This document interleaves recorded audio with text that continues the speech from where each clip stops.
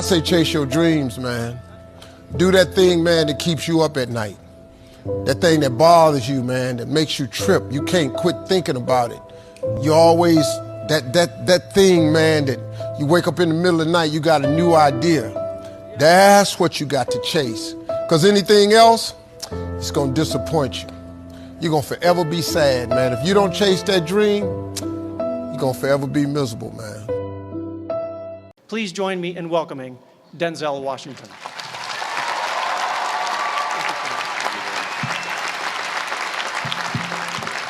Thank you. Thank you very much. I am obviously the most unorganized. Everybody else has nice boxes to bring their script up in. I just kind of got it all messed up here and put it inside of a magazine. So in fact, I don't even have it in the right order. Wait a minute, let me get it in the right order here. So if it starts flying around the stage, just, run around and grab it for me and bring it back up here for me. I'll keep going as I can. President Gutman, Provost Price, Board Chair Cohen, fellow honorees, beautiful honorees, and today's graduates. I'm honored and grateful for the invitation today. It's always been great to be on the Penn campus. I've been here before a lot of times for basketball games. My son played at the Palestra, played on the basketball team. Yeah, that's right. He played on the basketball team. Coach didn't give him enough playing time. We'll talk about that later. No, but I'm really pleased with the progress that Coach Allen has made, and no, I do. I really am, and I hope him the best success in the future. And I always get a warm welcome when I come to Pennsylvania, when I come to Philadelphia, except on the few occasions where I wear my Yankee cap.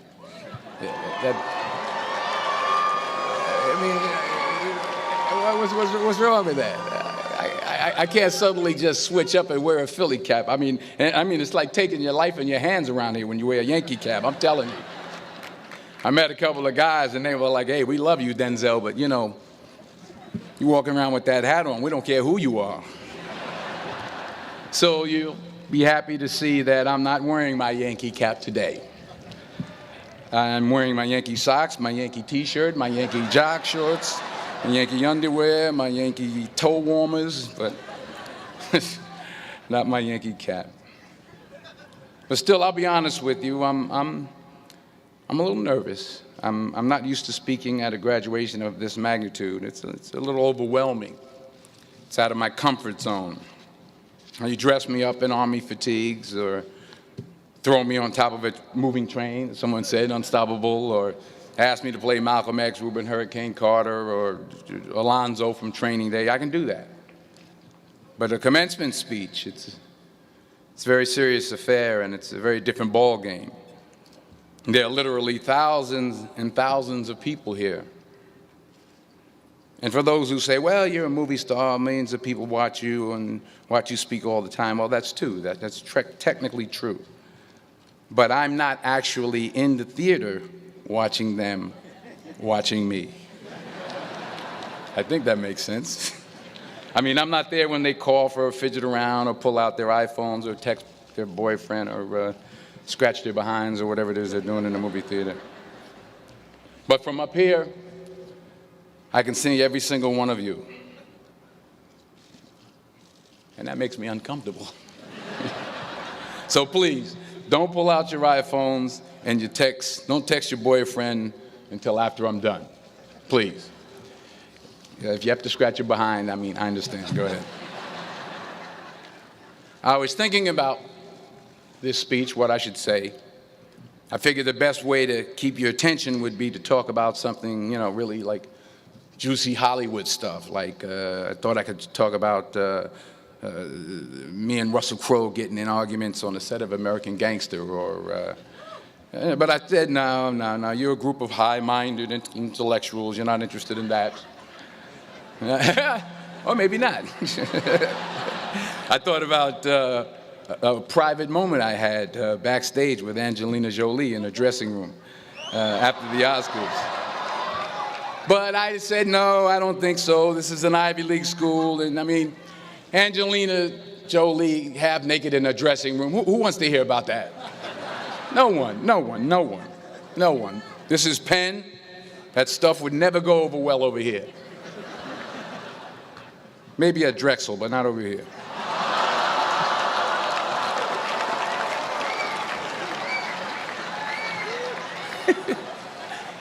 Woo, I'm in trouble now. So I was back to square one, feeling the pressure. So now you're probably thinking, if it was going to be this difficult, this much pressure, why did I even accept today's invitation in the first place? Well, you know, my son goes here, that's number one. That's a good reason. And I always like to check to see how my money's being spent. And I'm sure there's some parents out there who can relate to what I'm talking about. Yeah. To everybody upstairs. And there were some other good reasons for me to show up. Sure, I got an Academy Award, but I never had something called a magic meatball after waiting in line for half an hour at the food truck. Yeah? Yes, I talked face-to-face with President Obama, but I never talked face-to-face with a guy named Queeter who sings bad songs over at Smokes on Tuesday night. I never been to Buies. I never been to Hemos. Yes, I have played a detective who battles demons, but I've never been to a school in my life where the squirrel population has gone bananas. I mean, they're breaking in the dorm rooms, they're walking around campus. I think I saw some carrying books on their way to class. So I had to be here. I had to come. Even though I was afraid I might make a fool of myself. In fact, if you really want to know the truth, I had to come exactly because I might make a fool of myself. Now, what am I talking about? Here it is.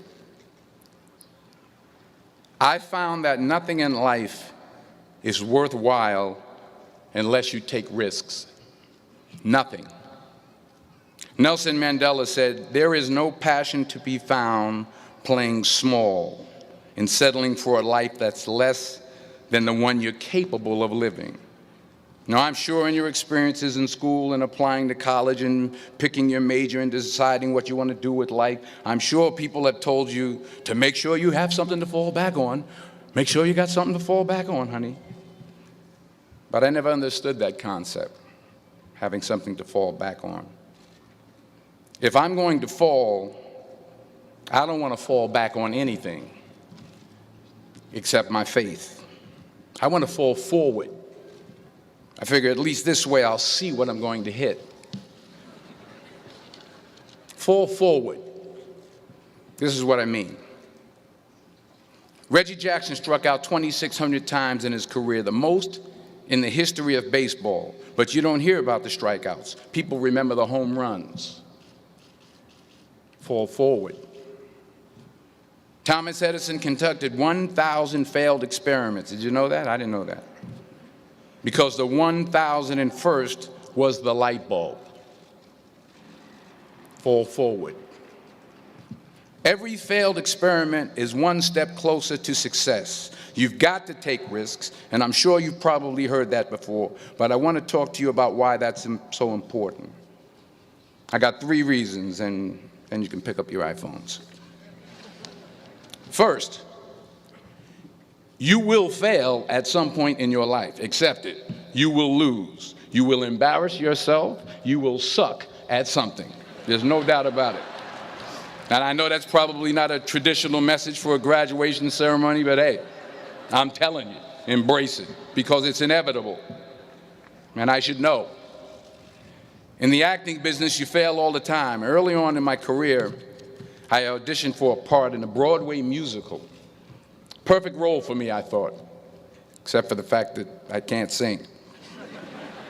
So I'm in the wings, I'm about to go on stage, but the guy in front of me, he's singing like Pavarotti. He's just, and he's just going on and on and on. And I'm just shrinking, I'm getting smaller and smaller. So they say, oh, thank you very much, and you'll be hearing from us. So I come out with my little sheet music, and it was Just My Imagination by the Temptations. That's what I came up with. So I hand it to the accompanist, and she looks at it and looks at me and looks out at the director and was like, all right.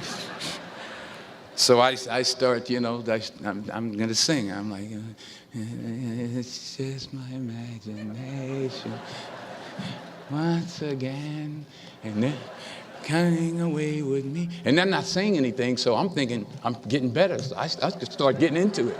It was just my imagination. Running. This, oh, yeah, thank you very much, Mr. Washington. Thank you. So I assumed I didn't get the job.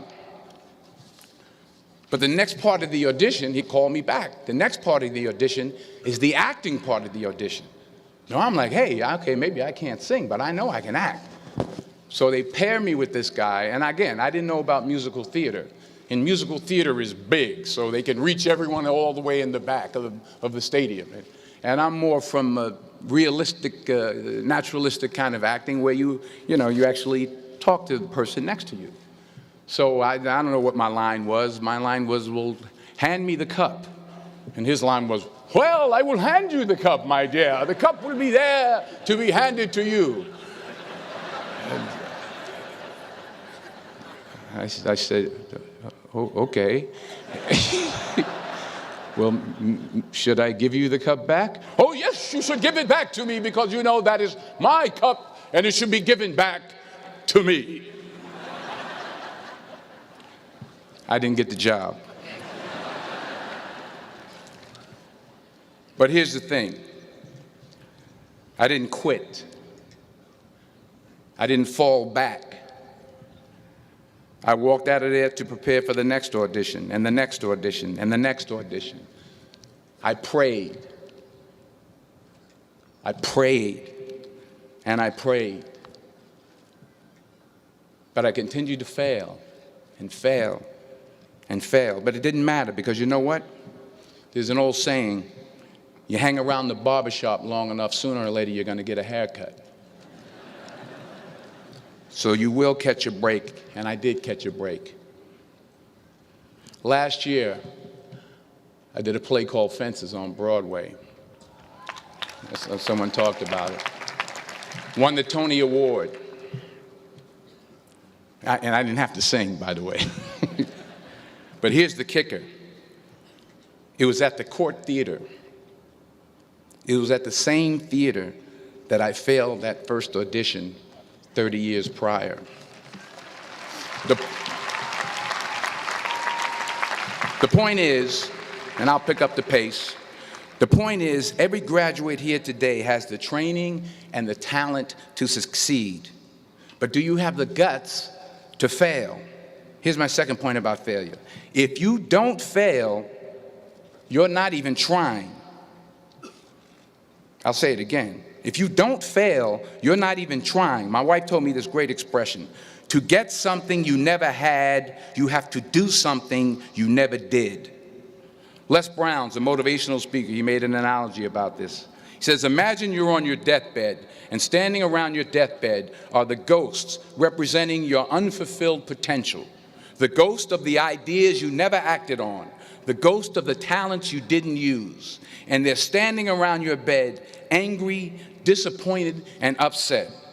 They say, we came to you because you could have brought us to life, they say. And now we have to go to the grave together. So I ask you today, how many ghosts are going to be around your bed when your time comes? You've invested a lot in your education, and people have invested in you. And let me tell you, the world needs your talents. Man, does it ever.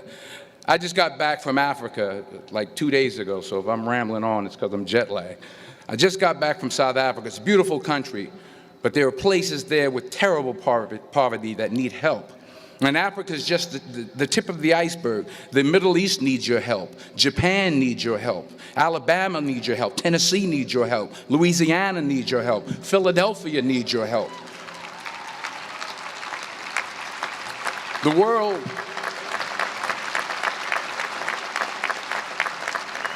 world needs a lot, and we need it from you. We really do. We need it from you young people. I mean, I'm not speaking for the rest of us up here, but I know I'm getting a little grayer. We need it from you, the young people, because remember this. So you got to get out there. You got to give it everything you got, whether it's your time, your talent, your prayers, or your treasures. Because remember this. You will never see a U-Haul behind a hearse.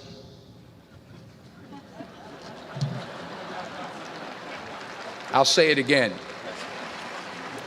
You will never see a U-Haul behind a hearse. You can't take it with you.